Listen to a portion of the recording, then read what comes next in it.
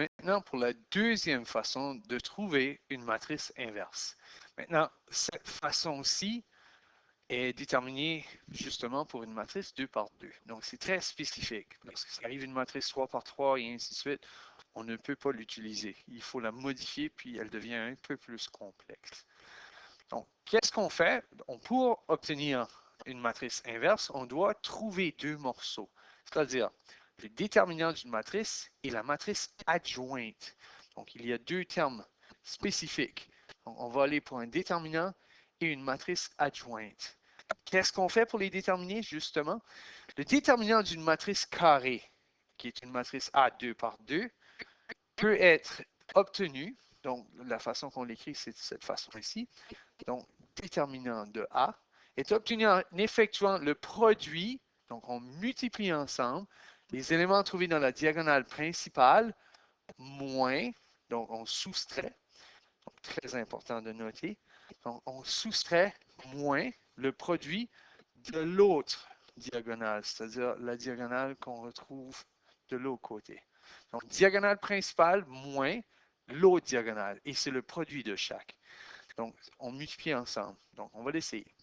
Première chose, on a la matrice B. C'est exactement 1, moins 2, 3 et 4. On veut déterminer c'est quoi mon déterminant.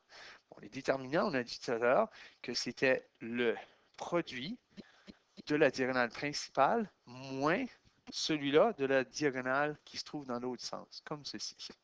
Donc, si je suis, qu'est-ce qu'on mentionne?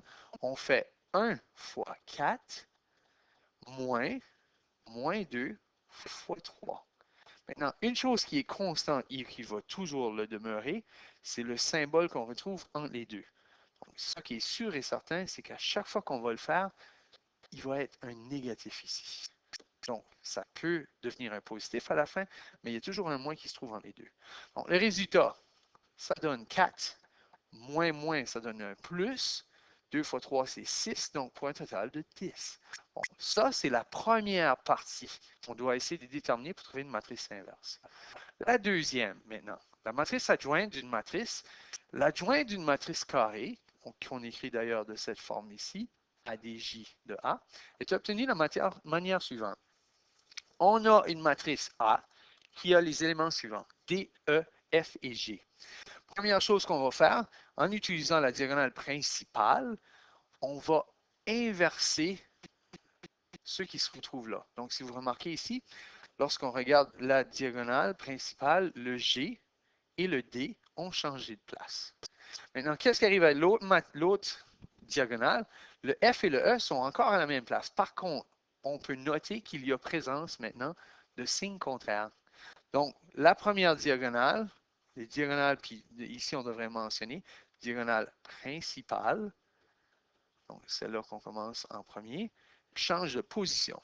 Donc, en résumé, diagonale principale change de position. Ça, c'est pour la première.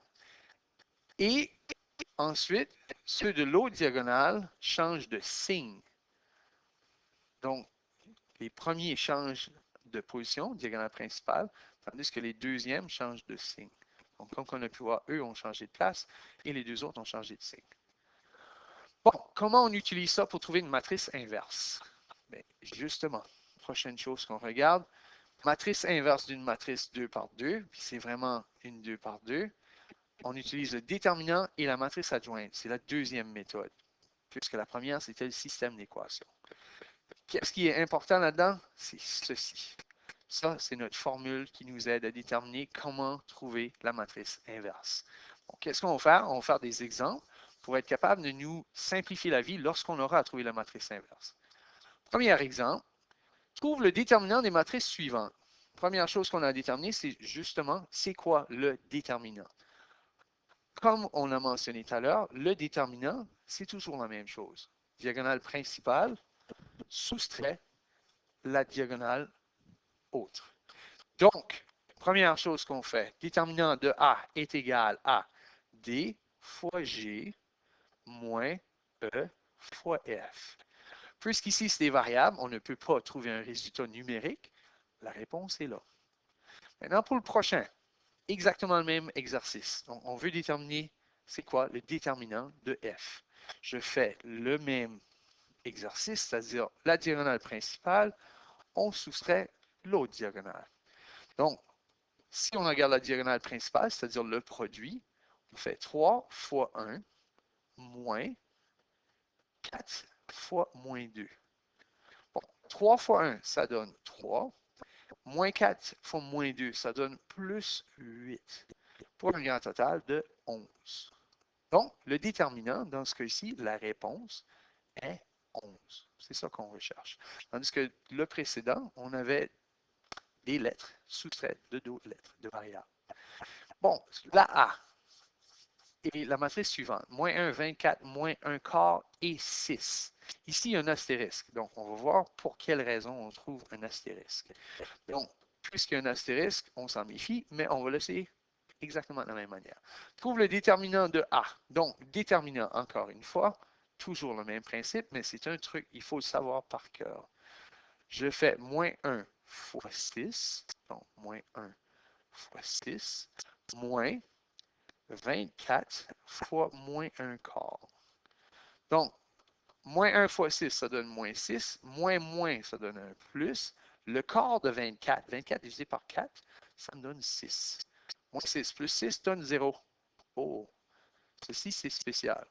Parce que lorsqu'on obtient un 0 pour un déterminant, ça veut dire que c'est une matrice qu'on ne peut trouver aucun inverse.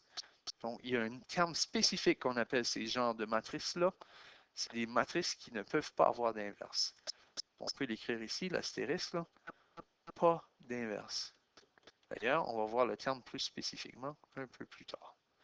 Donc, s'il n'y a pas d'inverse, c'est un type de matrice qu'on ne peut jamais trouver une matrice qui va donner la matrice identité lorsqu'on les multiplie. Maintenant, trouve la matrice adjointe.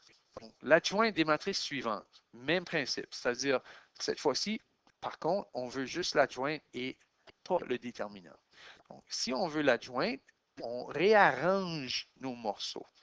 Même principe que tout à l'heure, c'est-à-dire que la diagonale principale, on doit faire quelque chose et l'autre diagonale également. Dans la diagonale principale, si vous vous rappelez bien, on doit changer l'ordre. C'est-à-dire, on obtient moins 2 et 3. Maintenant, pour l'autre diagonale, on change, mais pas les positions, on change les signes. Donc, un moins 3 devient plus 3 et un 1 devient moins 1. Et j'ai fini.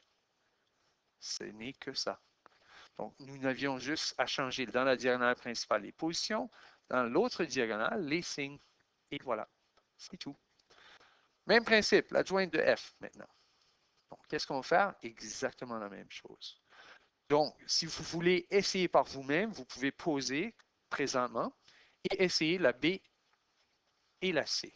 Maintenant, par la suite, vous regardez les réponses pour savoir si vous l'avez eu. Donc, moi, je vais continuer. Maintenant, adjointe, on fait l'inversion 1 et 3, changement de signe moins 4 et 2, et j'ai trouvé l'adjointe de F. C'est fini. La W, même principe, encore une fois, je cherche l'adjointe de W, j'inverse l'ordre, c'est-à-dire 18 et 75, la position, tandis que les deux autres, je change leur signe de positif dans ce cas-ci pour les deux. Et voilà, j'ai trouvé. Bon, maintenant, lorsqu'on a fini de savoir c'est quoi un déterminant, c'est quoi une adjointe, on peut les utiliser pour trouver une réponse, c'est-à-dire une matrice inverse. Pour trouver la matrice inverse d'une matrice, on doit se rappeler d'une chose très importante, d'un principe très important, qui est celui-ci. La matrice inverse est égale à 1 sur son déterminant multiplié par l'adjointe de A. Et c'est exactement ce qu'on va faire dans l'exemple 3. Donc, on va commencer justement par écrire cette formule, puisque c'est là-dessus que se base notre travail. Donc, H moins 1, c'est-à-dire la matrice inverse de H, est égal à 1 sur le déterminant de H fois l'adjointe de H. C'est de cette façon-là qu'on va pouvoir déterminer c'est quoi la matrice inverse de H. Au lieu d'utiliser le système d'équation, cette fois-ci, on va utiliser le déterminant et l'adjointe. Donc, premier ordre d'idée, on a besoin d'aller chercher nos morceaux. Donc, finalement, on a besoin de trouver le déterminant et on a besoin de trouver l'adjointe. Le déterminant de H est égal, encore une fois, même principe qu'on avait mentionné tout à l'heure, on commence avec la diagonale principale, on les multiplie ensemble. 8 fois 6. Et on soustrait l'autre diagonale, 11 fois 4. 8 fois 6, 48, moins 11 fois 4, 44. 48 moins 44 donne 4. Donc, j'ai déterminé mon déterminant. L'adjointe maintenant. Pour trouver l'adjointe, je dois faire les changements tels que mentionnés auparavant. C'est-à-dire, je prends la même matrice, mais la diagonale principale change de place, de position, c'est-à-dire 6 et 8 s'inversent de lieu, et les deux autres inversent leur signe. Donc, j'ai moins 11 et moins 4. Donc, voici mes deux morceaux. J'ai trouvé mon adjoint, j'ai trouvé mon déterminant, et j'ai juste besoin de trouver ma matrice inverse maintenant. Qu'est-ce que je fais? Je fais exactement ce que la formule-ci me dit. Donc, H-1 est égal à 1 sur le déterminant, on a trouvé 4. 4 doit multiplier la matrice adjointe qui est 6 moins 11 moins 4 et 8. Donc, la seule et unique chose qui me reste à faire, c'est le produit. Donc, multiplier, c'est un scalaire, c'est-à-dire une quantité. Donc, 1 quart fois 6, et ainsi de suite. Donc, je fais 1 quart fois 6, ça donne 6 quarts. 1 quart fois moins 11 quarts. 1 quart fois moins 4, c'est moins 4 quarts. Et 1 quart fois 8, 8 quarts. Maintenant, comme vous voyez, il y a des morceaux qu'on peut simplifier. Donc, 6 sur 4 donne 3 demi.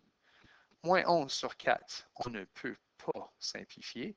Moins 4 sur 4, c'est moins 1. Et 8 sur 4, c'est 2. Donc, voici ma matrice inverse. Maintenant, la question qui se pose, comment est-ce que je fais pour savoir si je l'ai bien? La meilleure méthode, c'est de multiplier ensemble H et H-1. Donc, c'est-à-dire, si je fais H fois H-1, le résultat devrait toujours donner la matrice identité. Donc, à des fins de vérification, pour vérifier est-ce que oui ou non on a trouvé la bonne solution. On multiplie H par H-1, et si on obtient la matrice identité, on a trouvé la bonne solution. Maintenant, qu'est-ce qu'on fait? Bien, on a fini l'explication, donc on passe au devoir.